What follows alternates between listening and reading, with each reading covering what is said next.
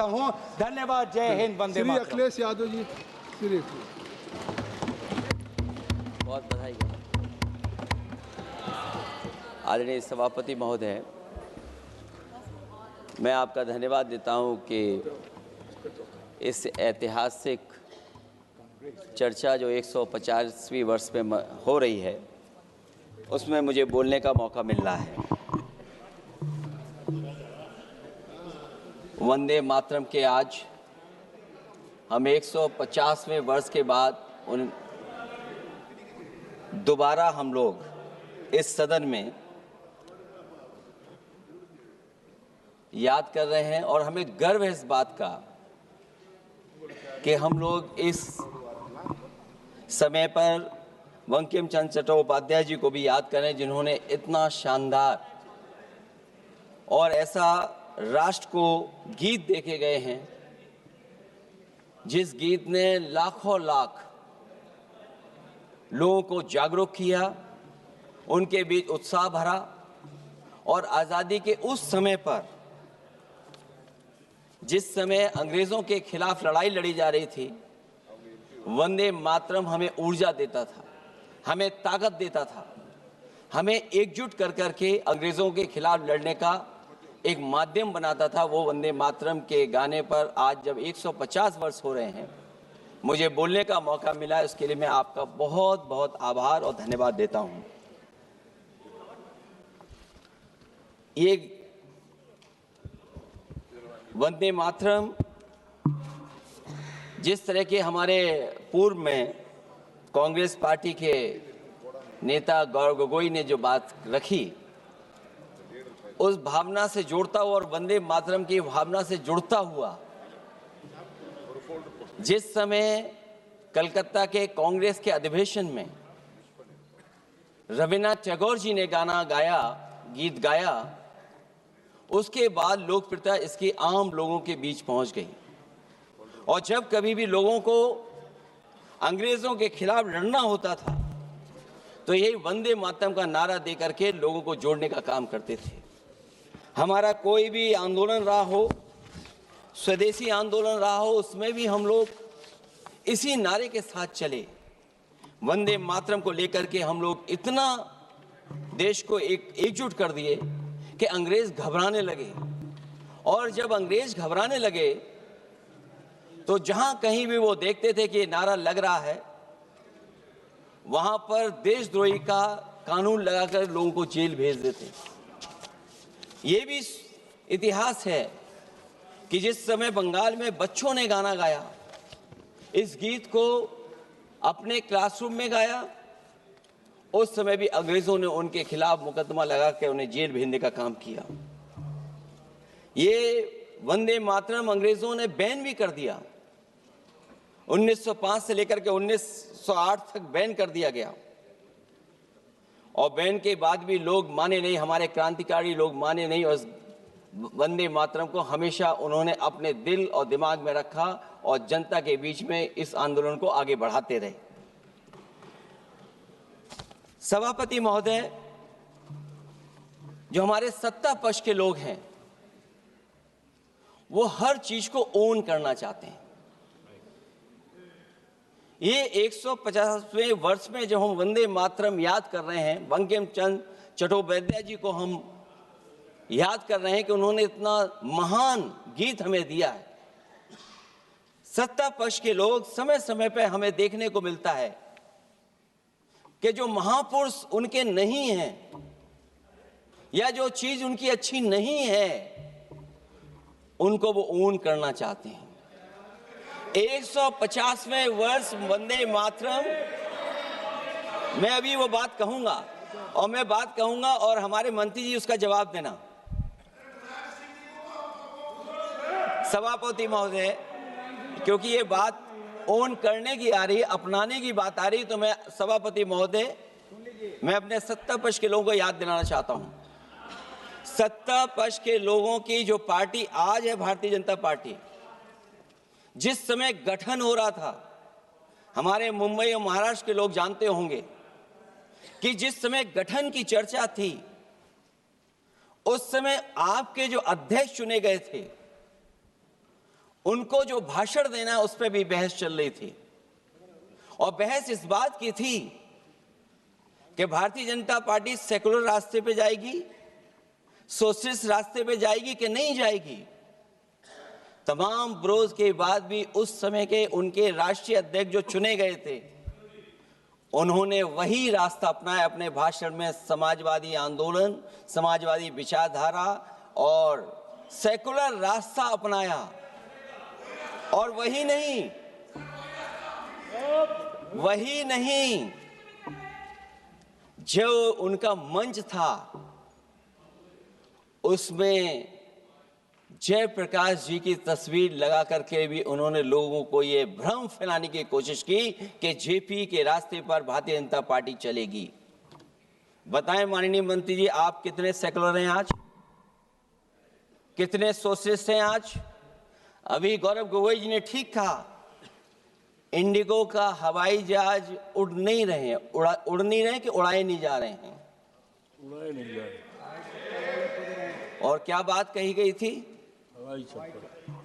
कि गरीब भी उसमें चल सकेगा। इसलिए सभापति महोदय, मैं बात दूसरी तरफ नहीं ले जाना चाहता हूं। वंदे मातरम सिर्फ गाने के लिए नहीं है, निभाने के लिए भी होना चाहिए। सभापति महोदय, आज हम आकलन करें, पीछे मुड़ करके देखें कि हम इस वंदे मातरम को कितना निभा रहे हैं। जिस वंदे मातरम ने आजादी के आंदोलन में सबको जोड़ा, आज के दरारवादी लोग उसी से देश को तोड़ना चाहते हैं। ऐसे लोगों ने, सभापति महोदय, ऐसे लोगों ने पहले भी देश के साथ दगा किया और आज भी कर रहे हैं। ये चर्चा तो जोड़ने का काम करेगी ना अखिलेश जी, क्योंकि आज वंदे मातरम की चर्चा, वही मैं कह रहा हूँ, वंदे मातरम में जोड़ने का ही काम करेगी। वंदे मातरम कोई दिखावा नहीं है, ना ही राजनीति का विषय है। क्योंकि सभापति महोदय, हम जब ये चीज इनके विचारों से, इनके भाषणों से जब बाहर सुनते हैं तो ऐसा लगता है कि वंदे मातरम इन्हीं का बनवाया हुआ गाना है।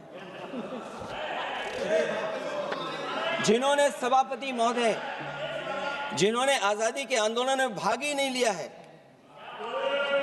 वो वंदे मातरम का महत्व क्या जानेंगे। सच तो ये है कि सरफरोश लोग वंदे मातरम दिल से बोलते थे।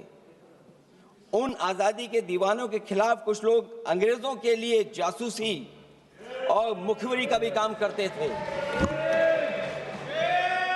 दरअसल ये राष्ट्रवादी नहीं बल्कि राष्ट्र विवादी लोग हैं। जहां विवाद करना हो, कभी अंग्रेज विवाद कर करके, डिवाइड कर करके, डिवीजन कर करके राज किया करते थे। सभापति महोदय, आज भी वही रास्ता कुछ लोग अपना रहे हैं। वो डिवीजन का रास्ता अपना रहे हैं, डिवाइड का रास्ता अपना रहे हैं, दरारवादी रास्ता अपना रहे हैं। इनका इतिहास खंगाला जाए कि इन्होंने आजादी के पहले और आजादी के बाद वंदे मातरम क्यों नहीं गाया।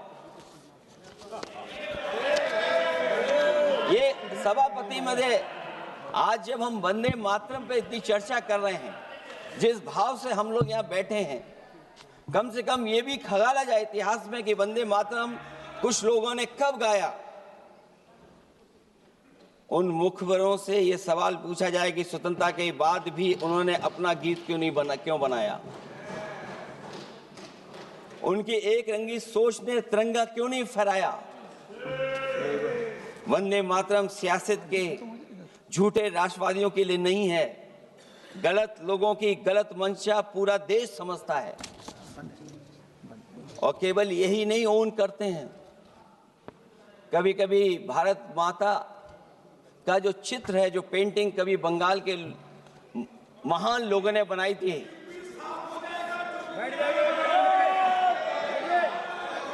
सभापति महोदय इनको देख लीजिए और फिर बैठ जाओ। सभापति महोदय, राजभर जी आप बैठिए, आपके नेता बोल रहे हैं। सभापति महोदय, आपके वंदे नेता बोल रहे हैं, आप मातरम का बैठिए ना। भाव ये भी था कि कम्युनल पॉलिटिक्स नहीं चलेगी और कम से कम हमारे उत्तर प्रदेश के साथियों ने कम्युनल पॉलिटिक्स को अंत किया है वहां पर जहां से कभी इन्होंने शुरू की थी। राजभर जी, और आप सभापति बैठिए। महोदय, वंदे मातरम बैठिए। एक भाव के रूप में हमारे अंदर बसा है। चाहे उसके शब्द न याद हों, चाहे अर्थ न मालूम हो, चाहे पूरा याद न हो, उस सच्चे भारतीय के अंदर देश प्रेम की भावना जगाने के लिए इसके दो शब्द ही काफी हैं।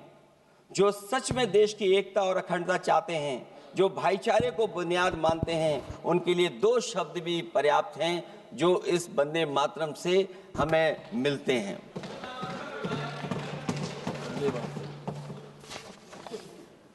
दूसरा किस्सा सुना दो अध्यक्ष महोदय। सभापति महोदय, इनका इतिहास खंगाल लीजिए, पूरा निकाल लीजिए।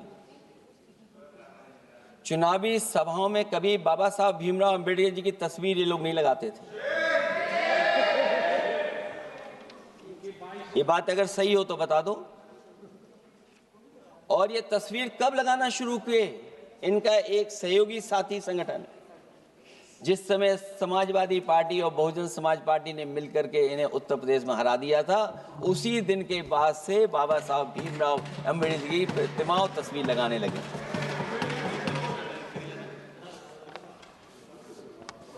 इसलिए सभापति महोदय, ये वंदे मातरम केवल गीत नहीं है। गीत के साथ साथ आज हमें ऊर्जा भी देता है।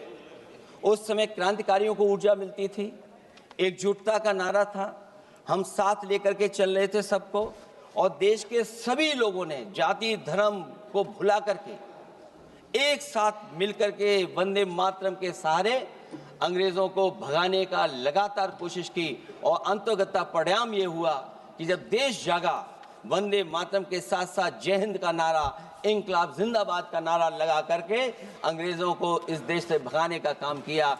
आज सभापति महोदय, जब हम चर्चा कर रहे हैं, हम कैसा देश बनाना चाहते थे और किस दिशा में हम लोग देश को ले जा रहे हैं। सभापति महोदय, मुझे अच्छा लगा कि प्रधानमंत्री जी ने वो बात याद दिलाई कि अंग्रेजों के जमाने में अगर बच्चे भी वंदे मातरम गा देते थे तो उन्हें देशद्रोही के कानून से जेल भेज दिया जाता था। आज जब हम आजाद हो गए हैं तो आज देखिए उत्तर प्रदेश में क्या हो रहा है कि जो प्राइमरी स्कूल है वो बंद किए जा रहे हैं। 26,000 से ज्यादा स्कूल बंद हो गए। और जब बच्चों को पढ़ाने के लिए हम लोगों ने जिम्मेदारी उठाई, पीढ़ी के समाज के लोगों ने जागरूक होकर के पढ़ाने की कोशिश की, तो कभी अंग्रेजों ने मुकदमा लगाया था बच्चों पर देशद्रोह का। आजादी के बाद भारतीय जनता पार्टी की सरकार ने वहां पर मुकदमे उन पे लगाए जो पढ़ने गए और जो पढ़ाने गए।